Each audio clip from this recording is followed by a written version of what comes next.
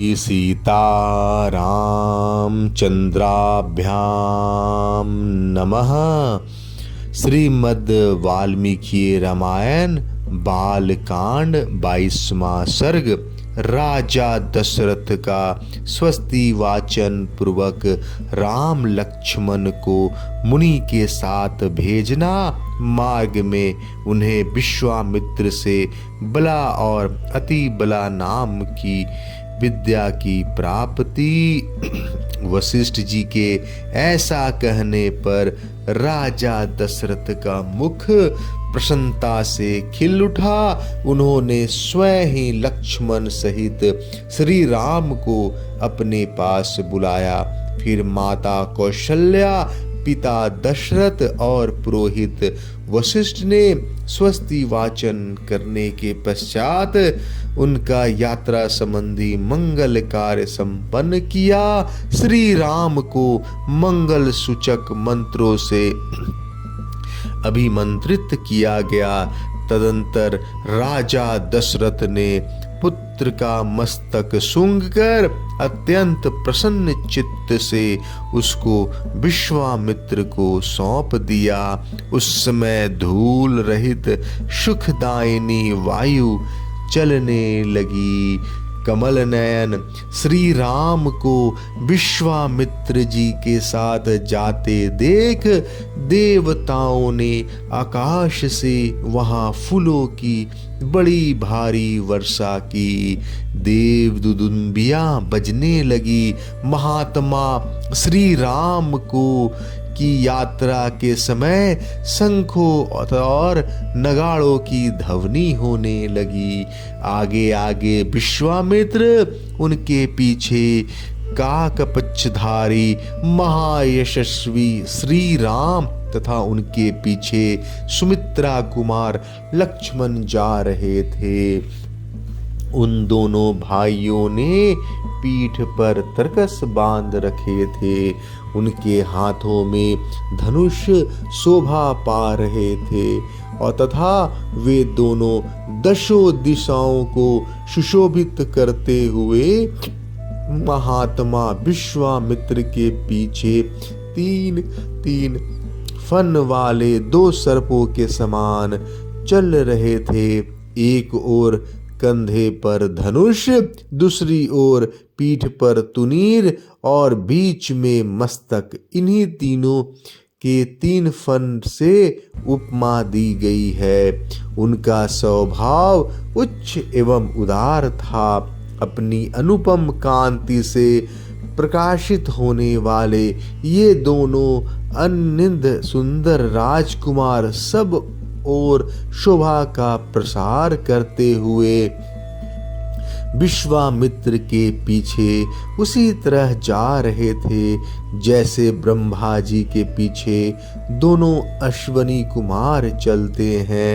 वे दोनों भाई कुमार श्री राम और लक्ष्मण वस्त्र और आभूषणों से अच्छी तरह अलंकृत थे।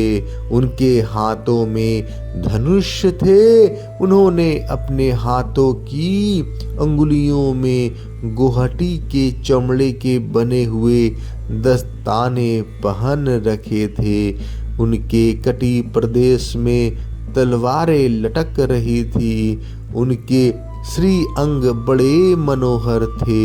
वे थे महातेजस्वी श्रेष्ठ वीर, अद्भुत कांति से उद्भासित हो सब और अपनी शोभा फैलाते हुए कुशिक पुत्र विश्वामित्र का अनुसरण कर रहे थे। उस समय वे दोनों वीर अचिंत शक्तिशाली स्थानुदेव महादेव के पीछे चलने वाले 2 अग्नि कुमार स्कंद और विशाख की भांति शोभा पाते थे। अयोध्या से 1.5 योजन दूर जाकर सरयू के दक्षिण तट पर विश्वामित्र ने मधुर वाणी में राम को संबोधित किया और कहा, वत्स राम, अब सरयू के जल से आचमन करो। इस आवश्यक कार्य में विलंब न हो। बला और अति बला नाम से प्रसिद्ध इस मंत्र समुदाय का ग्रहण करो। इसके प्रभाव से तुम्हें कभी श्रम थकावट का अनुभव नहीं होगा, ज्वर, रोग या चिंता जनित कष्ट नहीं होगा। तुम्हारे रूप में किसी प्रकार का विकार या उलटफेर नहीं होने पाएगा। सोते समय अथवा असावधानी की अवस्था में भी राक्षस तुम्हारे ऊपर आक्रमण नहीं कर सकेंगे। इस भूतल पर बाहुबल में तुम्हारी समानता करने वाला कोई नहीं होगा। तात रघुकुल नंदन राम, बला और अति बला का अभ्यास करने से तीनों लोकों में तुम्हारे समान कोई नहीं रह जाएगा।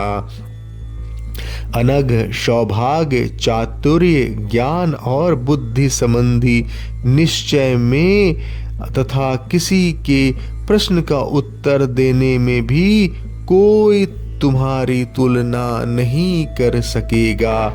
इन दोनों विद्याओं के प्राप्त हो जाने पर कोई तुम्हारी समानता नहीं कर सकेगा, क्योंकि ये बला और अति बला नामक विद्याएं सब प्रकार के ज्ञान की जननी है। नरश्रेष्ठ श्री राम तात रघुनंदन बला और अति बला का अभ्यास कर लेने पर तुम्हें भूख प्यास की भी कष्ट नहीं होगा। अतः रघुकुल को आनंदित करने वाले राम, तुम संपूर्ण जगत की रक्षा के लिए इन दोनों विद्याओं को ग्रहण करो। इन दोनों विद्याओं का अध्ययन कर लेने पर इस भूतल पर तुम्हारे यश का विस्तार होगा। ये दोनों विद्याएं ब्रह्मा जी के तेजस्विनी पुत्रियां हैं। कुकुस्त नंदन, मैंने इन दोनों को तुम्हें देने का विचार किया है। राजकुमार, तुम्हें इसके योग्य पात्र हो। यद्यपि तुमने इस विद्या को प्राप्त करने योग्य बहुत से गुण हैं, अथवा सभी उत्तम गुण विद्वान हैं, इसमें संशय नहीं है। तथापि मैंने तपोबल से इनका अर्जन किया है, अतः मेरी तपस्या संपूर्ण परिपूर्ण होकर ये तुम्हारे लिए बहुरूपनी होगी, अनेक प्रकार के फल प्रदान करेंगी। तब श्री राम आचमन करके पवित्र हो गए। उनका मुख प्रसन्नता से खिल उठा। उन्होंने इन शुद्ध अंतःकरण वाले महर्षि से ये दोनों विद्याएं ग्रहण की। विद्या से संपन्न होकर भयंकर पराक्रमी श्री राम सहस्त्रों किरणों से युक्त शरतकालीन भगवान सूर्य के समान शोभा पाने लगे। तत्पश्चात श्री राम ने विश्वामित्र की सारी गुरु जनोचित सेवाएं करके हर्ष का अनुभव किया। फिर वे तीनों वहां सरयू के तट पर रात में सुख पूर्वक रहे। राजा दशरथ के दोनों श्रेष्ठ राजकुमार उस समय वहां तृण की सैया पर, जो उनके योग्य नहीं थी, सोए थे। महर्षि विश्वामित्र अपनी वाणी द्वारा उन दोनों के प्रति लाड़ प्यार प्रकट कर रहे थे। इससे उन्हें वह रात बड़ी सुखमयी सी प्रतीत हुई। 22वां सर्ग समाप्त। जय श्री राम।